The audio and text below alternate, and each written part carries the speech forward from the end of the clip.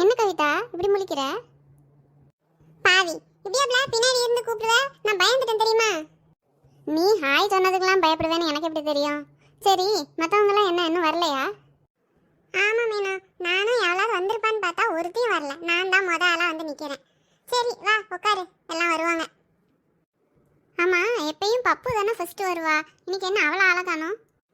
நேற்று நம்ம பாப்பாட்ட சொல்லி அவளையும் இன்னைக்கு வர சொல்லி சொல்லுன்னு சொன்னோம்ல.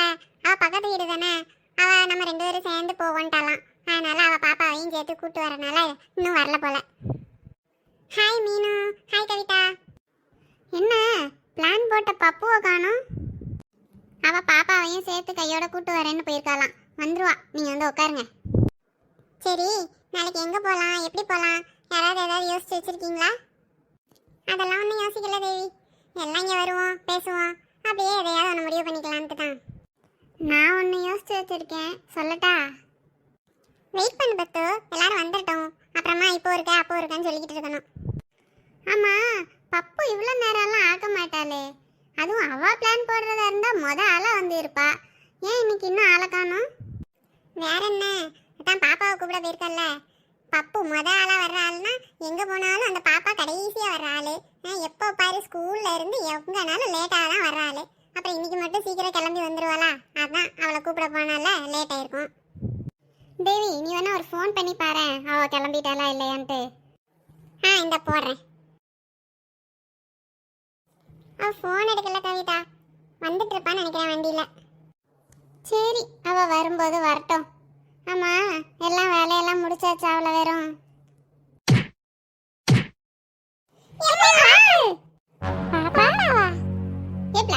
கண்ணு என்ன பின்னாடியா இருக்கு? முன்னாடி ஒழுங்கா பார்த்து நடந்து வர மாட்டேன், இப்படியா மேல வந்து விழுவ? அது ஒண்ணும் இல்ல, பாப்பா பாப்பான்னு கூப்பிடுறல, நிஜமாவே பாப்பான்னு நினைச்சு நடக்க தெரியாம வந்து நம்ம மேல விழுந்துட்டா போல. ஆமா, பாப்பான்னு கூப்பிடுறனால பாப்பான்னு நினைச்சிட்டு நடந்து வந்து விழுந்தாலாம். எரும மாடு மாதிரி வளர்ந்துருக்கல, ஒழுங்கா நடந்து வர தெரியாதா? என்னங்கடி விட்டா பேசிட்டே போறீங்க? நானா எரும மாடு மாதிரி மேலே வந்து விழுந்தேன்? என் பின்னாடி ஒரு எரும மாடு என்னைய தள்ளி விட்டுட்டு இந்தா வருதில்ல, இந்த எரும மாடு தான் என்னைய தள்ளி விட்டுச்சு. சாரி தேவி, சாரி பத்து. ஆமா, நீ செஞ்ச வேலைக்கு உன்னைய தூக்கி வச்சு கொஞ்சுவாங்க. என்னாச்சு பப்பு, ஏன் இவ்வளோ கோவம்? என்ன பிரச்சனை? எதுக்கு அவளை தள்ளி விட்டாய்? வந்ததே லேட்டு, இதில் இன்னைக்கு பஞ்சாயத்தை வேற நம்ம பார்க்கணுமா?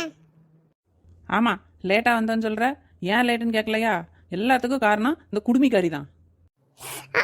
விடு பப்பு, விடு, மண்டைய விடு. என்னப்ல போனா போகுதுன்னு விட்டா ஓவரா பண்ணிட்டு இருக்கிற, தள்ளி விடுற. இப்போ என்னன்னா மண்டைய பிடிச்சி இழுக்கிற, முடிய பிடிச்சி இழுக்கிற. மொத 2 பேரும் உட்காருங்க. பப்பு மொத உட்காரு, அப்புறமா என்ன நடந்துச்சுன்னு பொறுமையா சொல்லு. ரொம்ப சிலுப்பாத, குடுமி தனியா கலண்டு விழுந்துற போது. என்னாச்சு பப்பு? பாப்பா இல்ல நீ ஆச்சு, சொல்லு என்னாச்சு? இங்க கேளு கவிதா, நான் இவளுக்கு நேத்தே ஃபோன் பண்ணி இன்னைக்கு காலையில இத்தனை மணிக்கு வருவேன், இத்தனை மணிக்கு அங்க போகணும், எல்லாரும் இவ்வளவு டைமுக்கு வந்துருவாங்க, மீட்டிங் இருக்கு, எதை பத்தி எல்லா டீட்டெயிலாக அவளுக்கு சொல்லியிருக்கேன். காலையில கூப்பிட போய் நின்னா குளிக்கல கிளம்பல ஒன்றும் பண்ணல. அப்போதான் எல்லா வேலையும் முடிச்சு உட்காந்து ஹாயா கால் மேல கால் போட்டு அக்கா டிவி பார்த்துக்கிட்டு இருக்கா. சரி, அதுக்கா இவ்வளோ கோவம்? அது மட்டும்னா தான் பரவாயில்லையே, அப்பவே குளிச்சு கிளம்பி வந்திருந்தா கூட ஒரு 1/2 மணி நேரத்துக்கு முன்னாடியே நாங்க இங்க வந்திருப்போம். அதுக்கப்புறமும் ஒன்று பண்ணா பாரு, உடனே போய் குளிச்சு கிளம்பி வா அப்படின்னு சொல்றேன்.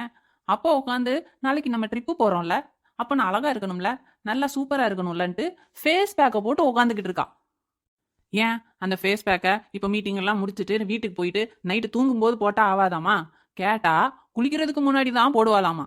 சரி, ஃபேஸ் பேக்கை போட்டா ஊற வச்சா அதுக்கப்புறமா குளிக்க போனா சரி, அதையாவது உடனே குளிச்சுட்டு வந்தாளா? குளிக்கிறா நானும் பாக்குறேன், 1 மணி நேரமா குளிக்கிறா.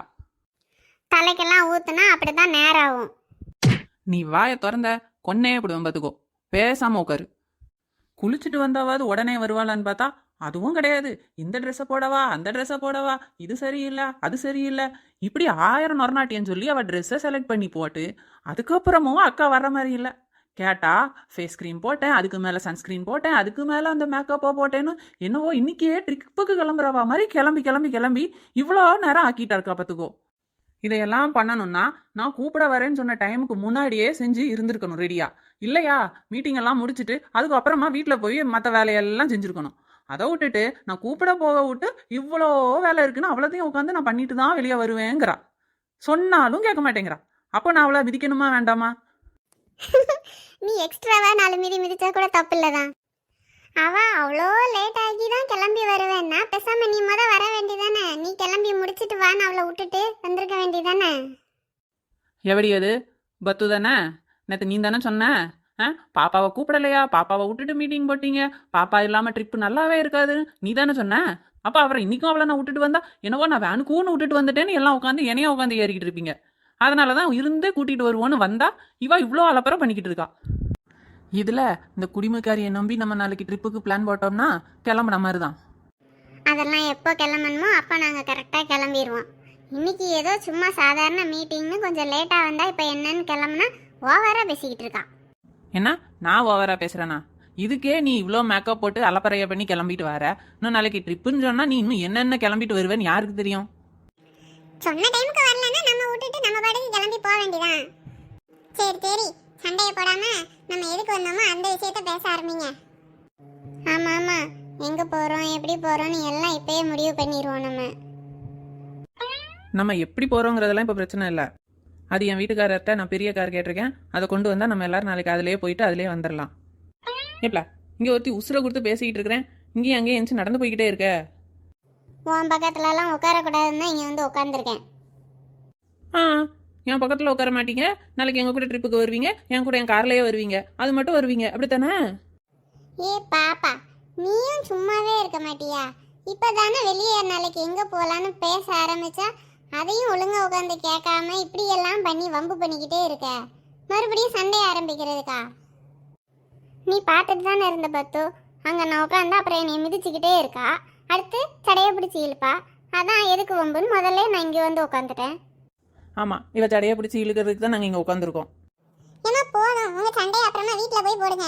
இப்போ நாளைக்கு எங்கே போகலாம் அதை முதல்ல சொல்லுங்க. ஏ பத்து, நீ எங்கேயோ யோசிச்சு வச்சிருக்கேன்னு சொன்னியே, அதையும் சொல்லு. சொல்லு பத்து, நீ எங்கே யோசிச்சு வச்சிருக்க? நான் சொல்கிறேன் ஃபர்ஸ்ட்டு. நாளைக்கு ஜூ போயிட்டு வந்துடலாமா? அதுனா காலையிலே போயிட்டு சாயந்தரம் வந்துடலாம்.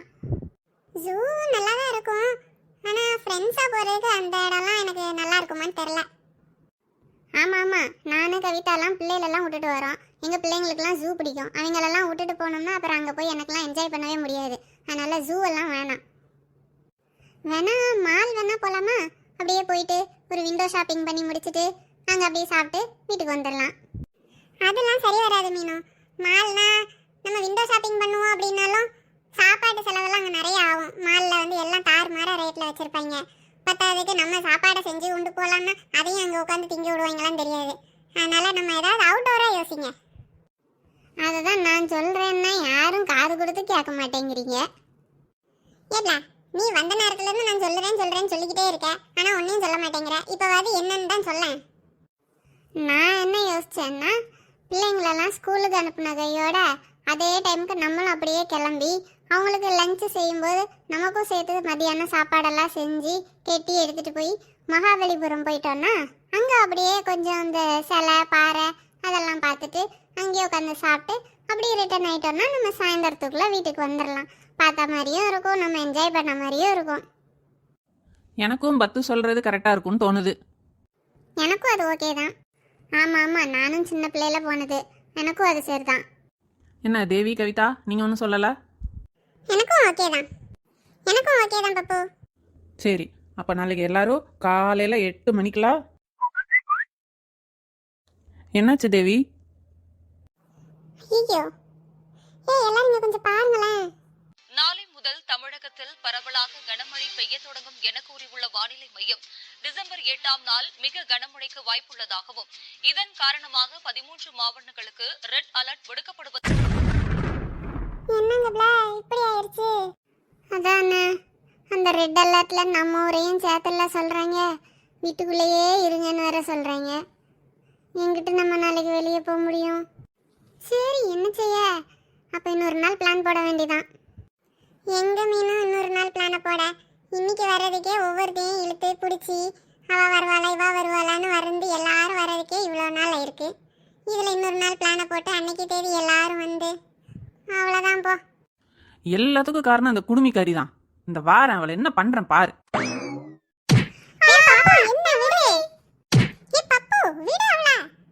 விடுங்க என்ன, இன்னைக்கு இவ குடுமிய கலட்டி கையில கொடுத்தாதான் என் மனசு ஆறும்.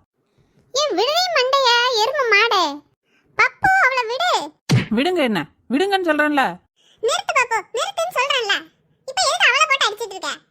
பின்ன இவளால தானே நம்ம நாளைக்கு போக முடியாம போயிட்டு. லூசு மாதிரி பேசாத பாப்பு. புயல் மழை அதனால தான் நாளைக்கு எங்கேயும் வெளியே போக முடியாதுன்னு சொல்லி சொன்னாங்க. நியூஸ்ல தான் சொன்னாங்கல்ல. அதுக்கு அவ என்ன பண்ணுவா? அவளை போட்டு அடிச்சுக்கிட்டு இருக்க. லூசு மாதிரி எல்லாம் அவ ஒன்றும் பேசல. லூசாவே இருக்கிறனால தான் அப்படி பேசிக்கிட்டு இருக்கா எரும மாடு. நீயும் கொஞ்ச நேரம் சும்மா இரு பாப்பா. ஏன் பாப்பு இப்படி பண்ற? தேவையில்லாம எதுக்கு அவளை அடிக்கிற? பின்ன காலையில இருந்து சீக்கிரம் கிளம்பு சொல்லிக்கிட்டே இருந்தேன். கேட்டாலா அவ? ஆடி அசைஞ்சி குளிச்சு கிளம்பி வர்றதுக்குள்ள இப்ப பாரு, அவ வர்றதுக்கு முன்ன புயல் வந்து நிக்குது. ஒழுங்கா சொன்ன நேரத்துக்கு இவ கிளம்பி இருந்தான்னா இப்படி நமக்கு நடந்திருக்குமா? புயல் வர்றதுக்கு முன்ன நாங்க வந்து பிளானை போட்டு நம்ம கிளம்பி போயிருந்துருக்கலாம். இனிமே ட்ரிப்புன்னு எவ்வளவு பிளான் போட கூப்பிடுங்க இருக்கு அவளுக்கு.